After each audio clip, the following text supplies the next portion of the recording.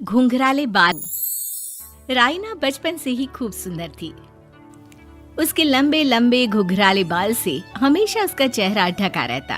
अरे भूत बनकर घूमती रहती है, चल तेरे बाल कटवा दूं। अच्छा, क्यों भला? स्कूल में तो सारा वक्त बांधकर घूमना पड़ता था। अब तो मैं कॉलेज जाऊंगी और बाल खोलकर घूमूंगी। हाँ। अरे ये बाल देख रही है, ऐसे लगता है जैसे मधुमक्खी का छत्ता। खैर, घने घने घुंघराले बालों से राइना सुंदर तो लगती, लेकिन उसे संभालना उसके लिए बड़ा काम था।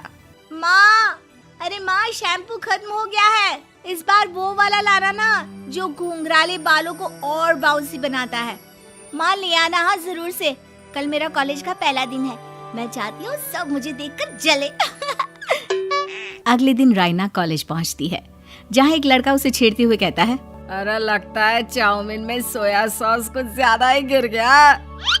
अरे मुझे तो चेहरा दिख ही नहीं रहा।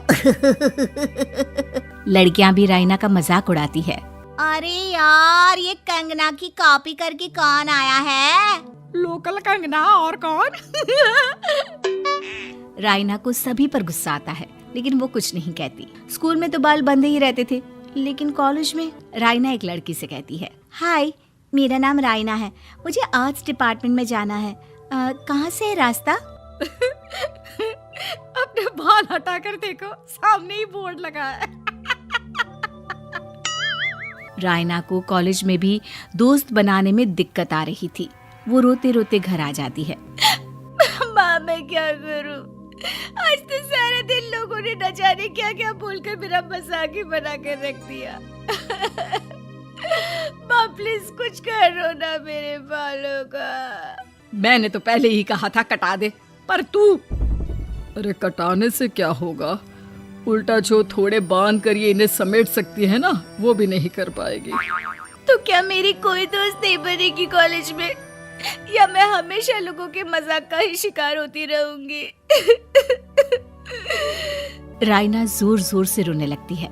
तभी उसका छोटा भाई आ जाता है और राइना के बालों के बीच एक पेंसिल छुपा देता है। तभी उसका दोस्त भी पीछे से आ जाता है। अरे ढूंढो ढूंढो, कहाँ है पेंसिल, मैं नहीं बताऊंगा। दोस्त काफी कोशिश करता है, लेकिन उसे पेंसिल नहीं मिलती। वो वहाँ से चला जाता है।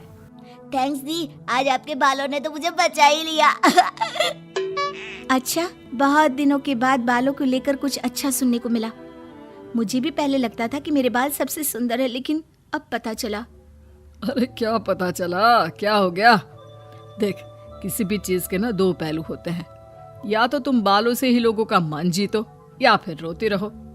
अब ऐसे घने बाल तो तुम्हें भगवान ने दिए हैं। राइना को पिता की बात समझ में आ जाती है। वो सोच लेती है कि जिन बालों के कारण वो कॉलेज में एक भी दोस्त नहीं बना पा रही है, उन्हीं बालों से वो दोस्तों की लाइन लगवा देगी। अगले दिन कॉलेज में डेस्क में राइना बालों को आगे कर लेती है और लोगों को लगता है कि राइना का चेहरा पीछे है, लेकिन राइना घने घुंघराले बालों को हटाकर हंसने लगती है। देखा मेरे बालों का कमाल, इससे मेरा चेहरा भी नहीं दिखता और मैं चलती क्लास में सो भी सकती हूँ। सभी राइना को देखकर हंसने लगते हैं। क्लास में परीक्षा चल रही होती है, तो राइना अपने बालों में चीटिंग के पेपर छुपा छुपा कर आसपास के बच्चों की मदद भी कर देती है, जिसके बाद से तो राइना क्लास की हीरोइन बन जाती है। वाह राइना, तेरे बाल तो बहुत कमाल के हैं। मैं तो इन्हीं के कारण पास हो गई। और पता है, मैं तो अपने काम का सामान राइना के बालों के बीच में ही फंसा देती हूँ। जैसे जैसे काम होता है वैसे वैसे इस्तेमाल करती हूँ। अब तो क्लास में हर कोई राइना के साथ बैठने की जिद करता। राइना में इसे लेकर घमंड आ जाता है। उसे लगता है कि वही क्लास की सबसे डिमांडिंग लड़की है। फिर एक दिन, मैं इस कॉलेज में नई नई आई हूँ, क्या आप मेरी दोस्त बनेंगी? मैं? ओह सॉरी, मैं इस क्लास की सबसे डिमांडिंग लड़की हूँ। हर कोई मेरे साथ ही रहना चाहता है। एक काम करो ना, वो पीछे की सीट दिख रही है, जाओ जाकर वहीं बैठ जाओ। लड़की को राइना की बात बहुत बुरी लगती है, लेकिन वो करती भी तो क्या, जाकर चुपचाप पीछे की सीट पर बैठ जाती है। तो आज का लेसन सबने याद किया है ना बराबर से? जितनी भी चीटिंग करने वाली लड़कियां थी, वो राइना के पीछे जाकर बैठ जाती है और जोर से चिल्लाती है, जी मैम, सब कुछ याद है, कहीं से भी पूछ लो, हम तो मास्टर हैं मास्टर। क्यों? ये बोलकर वो रायना के कंधे पर हाथ रख देती हैं। रायना भी खुश होती है कि कॉलेज की सबसे स्मार्ट लड़कियों का ग्रुप उसका दोस्त है। पीछे बैठी वो लड़की देखती है कि कैसे मैडम के सवाल लड़कियां रायना के सर को देखकर दे रही है। शाबाश, मुझे खुशी है कि तुम लोग इतनी अच्छी पढ़ाई करने लगी हो। मैं प्रिंसिपल से कहकर तुम लोगों की स्कॉलरशिप की बात करूंगी, जिससे तुम लोगों के माता पिता का पैसा जो फीस में लग रहा है वो बच जाए।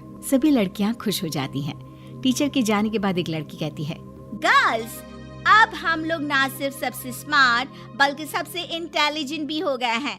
इसी बात पर आने वाले संडे को मेरे घर पर पार्टी, सबको आना है, ओके? सभी लड़कियां पार्टी के लिए एक्साइटेड हो जाती हैं। रायना भी। माँ, मेरे कॉलेज की सबसे स्मार्ट लड़की ने पार्टी रखी है संडे को।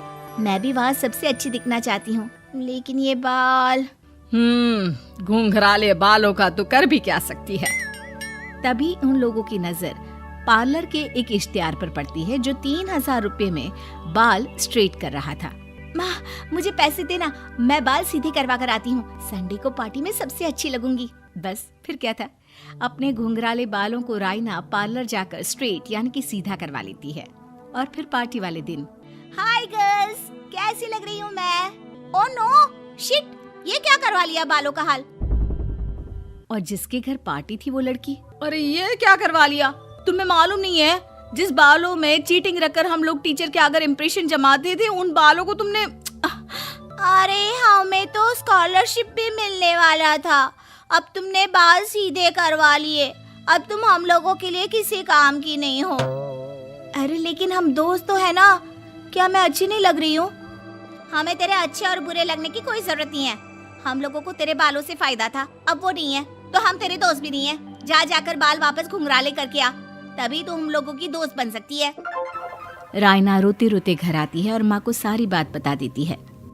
माँ, ला पैसे दे, मैं बाजार जाकर बाल ठीक करा के आती हूँ।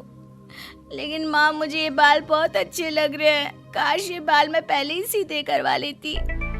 देख बेटा, पैसे तो मैं तुझे दे दूं, लेकिन वैसे बाल करके तू फिर ऐसे दोस्त बनाएगी जो तेरे साथ मतलब के लिए जुड़े हैं। लेकिन इन बालों में तू ऐसे दोस्त बनाएगी जो तेरे साथ जीवन भर का साथ निभाएंगे। रायना को माँ की बात समझ में आ जाती है।